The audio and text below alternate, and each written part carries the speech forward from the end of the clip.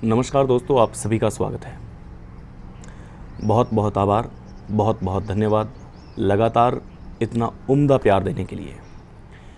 आज की जो ये घटना है वो भैया दूज की घटना है। कानपुर में क्या होता है ऐसा कि होश उड़ जाते हैं सबके। राखी नाम की एक लड़की अपने घर से गायब हो जाती है। उसके पति थाने में पहुंचता है और थाने में पहुंच करके एक एफआईआर दर्ज करवाता है और कहता है कि मेरी पत्नी को गायब करने का सबसे बड़ा जो पीछे हाथ हो सकता है वो उसके सालों का हाथ हो सकता है। यहाँ पर राखी के भाइयों की बात हो रही है। जब वापिस भैया दूज आए तब वो बहन भाइयों के गेट पर मिले तो आप क्या कहिएगा। और किडनैप के शक के आधार पर 3 एसएचओ का सस्पेंड हो जाना, जांच अधिकारियों का सस्पेंड हो जाना, 3 थाना अधिकारी का सस्पेंड हो जाना और दोनों भाइयों को सलाखों के पीछे भिजवा देना, ये क्या कहानी कहती है, ये क्या सच्ची घटना कहती है, आपको मैं ज़रूर बताऊंगा। आप बने रहें हमारे साथ। घटना है दोस्तों कानपुर की। कानपुर में एक परिवार, राखी और उसका हस्बैंड, उसके 3 बच्चे बहुत ही प्रेम से प्यार से रह रहे हैं। हर घर में झगड़े होते हैं, हर घर में कोई ना कोई छोटी मोटी बात होती रहती है, लेकिन उस बात को वहाँ तक पहुँचा दिया जाता है कि उसका पति अपनी ही पत्नी को लगातार बार बार मारता रहता है। नोक-झोंक होने के साथ साथ में इतनी गहराई से और इतनी बेरहमी से मारना पीटना, ये राखी को अच्छा नहीं लगा।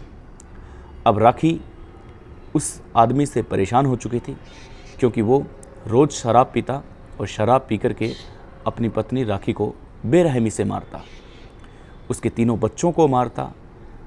इतना प्रताड़ित हो चुकी थी कि राखी ने ये सोच लिया था कि अब उसका जीना मुश्किल हो चुका है। अचानक एक दिन ऐसा आता है कि राखी गायब हो जाती है। जब राखी गायब होती है तब उसका पति उसे बहुत ढूंढता है, बहुत ढूंढने की कोशिश करता है, लेकिन मिल नहीं पाती राखी।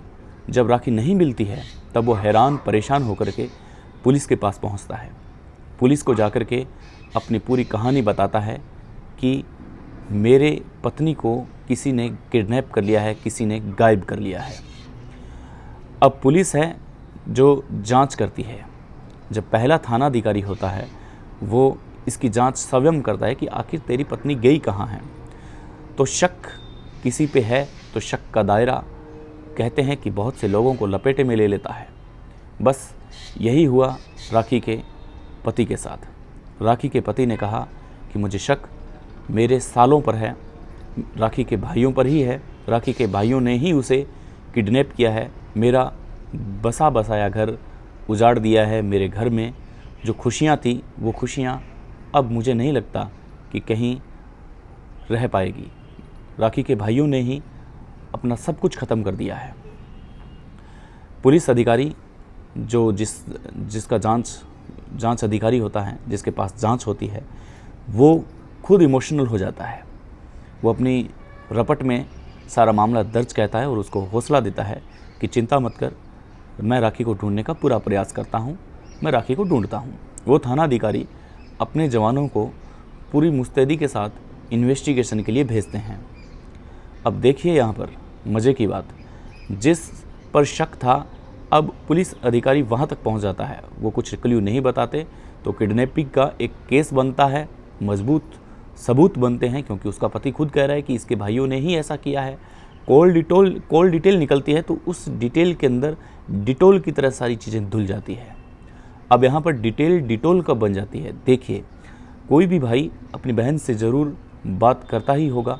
अगर करता है, क्या करता है ये अलग विषय था, लेकिन कॉल डिटेल में ये सामने आया और बस यहीं से सारा सिस्टम ख़राब हो गया। उसके भाइयों को किडनैपिंग की सज़ा हो जाती है और जेल की सलाखें देखनी पड़ती है। दोनों भाइयों को जेल में बंद कर दिया जाता है। पति राहत की सांस लेता है कि चलो राखी के जो आरोपी थे वो अब सलाखों के पीछे पहुंच चुके हैं, लेकिन उसके भाई अब तक मुंह नहीं खोल रहे थे। अब तक वो पुलिस के रिमांड पर रह चुके हैं, उनको जेल हो चुकी है, उनकी मान और प्रतिष्ठा गिर चुकी है, सब कुछ हो चुका है, लेकिन फिर भी वो अपना मुंह तक नहीं खोल रहे कि राखी आखिर है कहाँ। अब ये बात पहुँचती पहुँचती पूरे शहर में बात पहुँच जाती है। अब राखी वापस नहीं आती है। फिर राखी का हस्बैंड है वो उच्च अधिकारियों तक जाता है, एसपी तक जाता है। एसपी इसका संज्ञान लेते हैं और उस थानाधिकारी को सस्पेंड कर देते हैं। जो जांच अधिकारी होता है उसको सस्पेंड कर देते हैं। ये जांच आती है एक नए थानाधिकारी के पास। अब नया थानाधिकारी इस मामले को संजीदा से और दिमाग से लेता है, क्योंकि मित्रों पहले ही इस केस में एक अधिकारी सस्पेंड हो चुका है, तो वो नहीं चाहता कि वापस उस पर कोई लांछन लगे। वो इसको गहनता से अध्ययन करता है, पढ़ता है, कई बार जेल में मुलाकात करने जाता है उसके भाइयों से कि आखिर ऐसा हुआ क्या है, आखिर राखी को किडनैप किया है तो वो कहाँ गई है, अब उसको मार दिया है, कहीं उसको कुछ किया है उसके साथ, तो ज़रूर बताएं कि आखिर हुआ क्या है। लेकिन वो बताए क्या, अगर कुछ हो तब बताए, लेकिन सबको पता नहीं था कि आखिर हो क्या रहा है। जांच चलती रहती है, वो अधिकारी परेशान होता रहता है, अपने पुलिस अधिकारियों को, साथी अधिकारियों से राय मशवरा लेता है कि आखिर क्या हुआ। एक ऐसी लेडीज़ जो गायब हो चुकी है, उसका पति लगातार उच्च अधिकारियों तक जा रहा है। पहले ही इस जांच में एक अधिकारी है वो सस्पेंड हो चुका है, अब क्या है समझ से बाहर है। लेकिन ये गुत्थी वो भी नहीं खोल पाता। जब गुत्थी सुलझती नहीं है तब इस सुलझी हुई बालों की लटों को वो बिखेरता चला जाता है और वो अपने तरीके से जांच पड़ताल करता है, राखी के रिश्तेदारों तक पहुंचता है, जहां पर राखी की जानकारी थी वहां तक पहुंचता है, लेकिन उसे भी शून्य ही हाथ आता है। आखिर में उसका पति आईजी तक पहुंचता है। अब एसपी से आईजी तक पहुंच जाता है। उसका पति लगातार परेशान हो रहा है कि राखी अब तक नहीं आई है और पुलिस प्रशासन हाथ पर हाथ धरे हुए बैठे हैं। और उसके पास एक सबसे बड़ा क्लू ये था कि राखी के दोनों भाई जिन्होंने किडनैप किया है वो सलाखों के पीछे है, वो ऑलरेडी जेल में बंद है। लेकिन ऐसा कैसे हो सकता है, ये समझने वाली बात थी, और क्यों हुआ ये सोचने वाली बात थी। समझना सोचना ये दोनों विषय अलग अलग हो सकते हैं, लेकिन जब अधिकारियों तक बात जाती है और वो पूरे मामले को पढ़ते हैं तब उनके पास एक ही मामला होता है कि उनको सस्पेंड कर दिया जाता है। अधिकारी कभी नहीं सोचते कि अपने लेवल के छोटे अधिकारी हैं, उसने क्या किया है उसके साथ बात करना फ़र्ज़ बनता है या नहीं बनता, लेकिन दूसरा जांच अधिकारी भी सस्पेंड हो जाता है। अब ये मामला पूरे शहर में फैल चुका था। पूरे पुलिस प्रशासन में हड़कंप मच गई थी कि एक ऐसी महिला गायब हुई है, उसके तीनों बेटे गायब हुए हैं, तीनों पुत्र हैं वो गायब हुए हैं, लेकिन उसके दोनों भाइयों को जेल के पीछे डाल दिया है और उसके अंदर 2 थाना अधिकारी सस्पेंड हो चुके हैं। दोनों थाना अधिकारी को सस्पेंड कर दिया है कि लापरवाही बरती है, एक महिला को खोजा नहीं जा रहा है। अगर महिला को मृत घोषित करके भी अगर खोजा जाए तो भी एक सांस का, एक चैन का विषय हो सकता है, लेकिन यहाँ पर वो भी कुछ नहीं था। अब बात आती है तीसरे अधिकारी के पास। जांच दे दी जाती है तीसरे अधिकारी के पास। जब तीसरा अधिकारी जांच लेता है तब उसके हाथ पूरी तरह से कांपते हैं।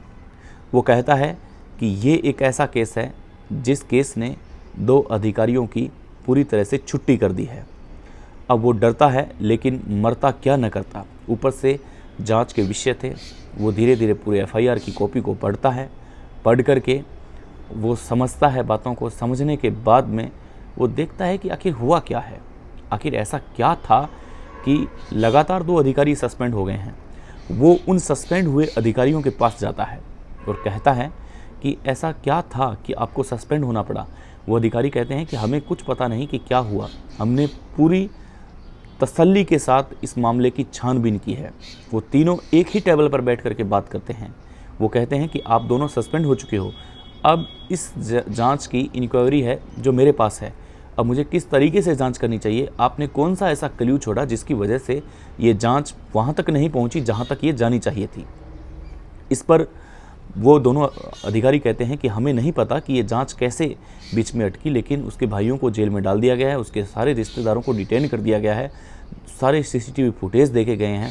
सब ऐसी कोई बात है ही नहीं जिसकी हमने कोई लापरवाही की है, जहां हम नहीं पहुंचे हैं। फिर भी हमारी समझ से बाहर है कि आखिर वो महिला कहाँ गई है। अब जांच अधिकारी तीसरा वो जांच करने बैठता है। इधर उधर सबूत जुटाने बैठता है, कभी किसी रिश्तेदार के पास तो कभी किसी जानने वाले के पास, कभी कहीं तो कभी कहीं, कभी जेल में जाता है उनके भाइयों से मिलने, लेकिन उसे कुछ भी हाथ नहीं आता।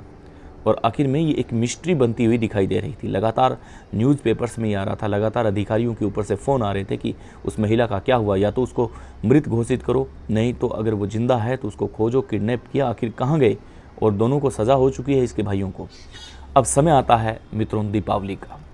दीपावली के दिन सब लोग अपनी मस्ती में पटाखे जला रहे हैं, दीपक जला रहे हैं, भगवान राम की पूजा कर रहे हैं, माँ लक्ष्मी का पूजन कर रहे हैं। इसके बाद में राम राम और उसके बाद में आता है भैया दूज।